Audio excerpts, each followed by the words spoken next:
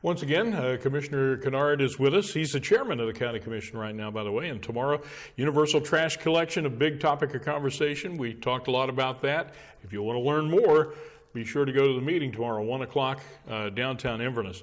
Fire services. Yes. You're going to have some discussions about moving fire services from what's called BLS to ALS. Yes, yes. Is that a big change? That's a huge change, okay? That is a discussion that we'll be picking up as we get into the spring and into summertime. Right now, what we're looking at is the possibility of moving 5 or 6 of the trucks, or equipping 5 or 6 of our existing trucks to handle advanced life services or life support systems. That's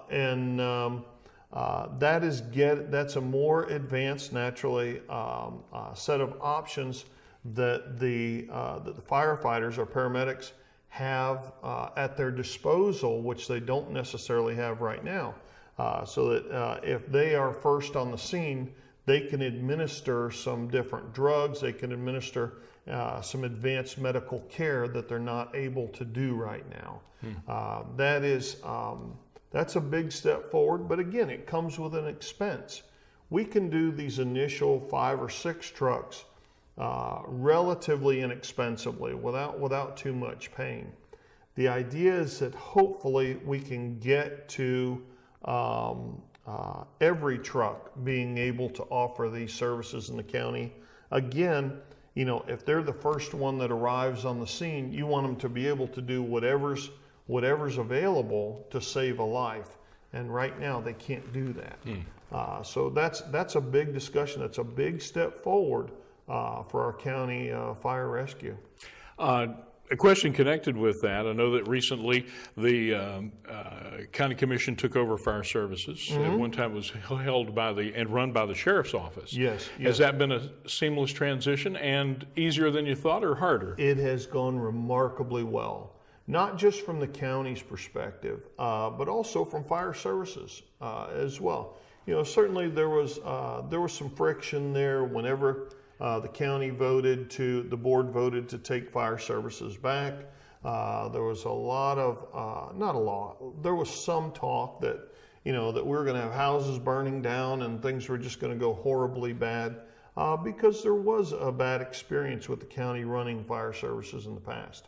Right now, it's running remarkably well. We have an absolutely wonderful fire chief in Craig Stevens. He has done a great job. The union has worked well with our county administration, getting things together, and doing the things that we need to do to be able to provide a great fire services department. So it's, knock on wood, it has gone, I don't know that it's gone seamlessly, but it has gone very, very well. And I think at this point, everybody involved in that process is very happy and very satisfied with the way things have gone. Okay. Every time I have you here, transportation comes up. Yes. Because there's so many things going on. 491, Highway yes. 19. Yep.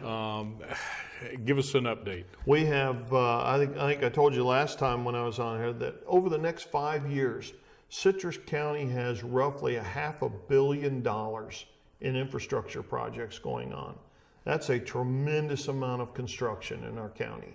The majority of it's transportation, naturally in Suncoast Parkway, the extension to 486, the widening of Highway 491, the widening of 41 finally is going to get started in the next 5 years. 41 north out of Inverness is finally going to go to 4 lanes. That's going to happen. It's not a fast project, but it's going to happen. Very expensive. That's a $100 million project in itself. Highway 19, which I know is a mess down in Homosassa right now, but the contractor down there is dealing with a very high water table. So once they pump so much water out of the area that they're working on to fill the DRAs so that they can work, they're done. When those DRAs are filled with water, they can't keep pumping water that day. So that essentially shuts the work down. Now, that road is getting widened. The good news is the orange barrels that you see there eventually will be gone someday, but they're just moving north to the second phase of this project. where they're going to be widening Highway 19 up to Fort Island Trail. Hopefully that next phase will be a little bit easier than this phase. It is. It's a very, very challenging project for sure. You know, the contractors working naturally as hard as they can on it, but the water table on this side, on the west side of the county, really presents quite a problem for them. Sure. Coming up about 3 weeks from now, you're going to be talking about another topic, very sensitive, dog rescue policies. Oh, yes. Yep. You're going to have a lot of folks, I'm sure, in the meeting. We will have lots of folks giving input there. And essentially what we're going to be looking at is policies for the county on how to deal with bite dogs, okay? Dogs that get labeled bite dogs, and what the county's position on these animals is going to be. Certainly if a dog is labeled as a bite dog, we can't turn around and adopt that dog out to another family and then have somebody get bit. Right. But thankfully, we have a handful of rescue groups around here that come and take those dogs that they think can be rehabilitated. And once they rehabilitate those animals, then they can adopt those dogs out. But the county is not going to be put on the hook for adopting out a dog that could potentially injure somebody. And so in light of some recent events, we've got to look at how we're going to handle dealing with these animals. Some of them, yes, are just playful scratches, that type of thing.